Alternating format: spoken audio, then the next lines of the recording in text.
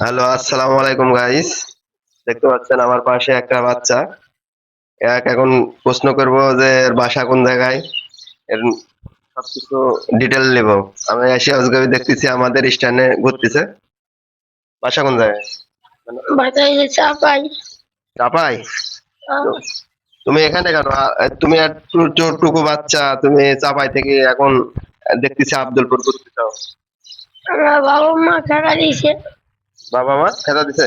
আহ, guys দেখতে পাচ্ছেন বাচ্চাটা কান্না করতেছে, ওর বাবা মা বাড়ি থেকে খেদাই দিছে, বুঝলেন?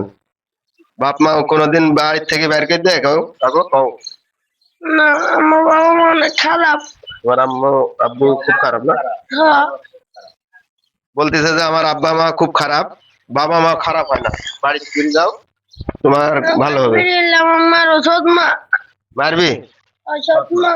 ও হ্যাঁ গাইস দেখতে পাচ্ছেন আর সৎ মা আছে বাসায়।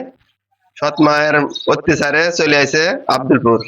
এ কখন কোথায় যায় কোনো ঠিক নাই। এগুলা সালপাল ক্ষতি কি হয়।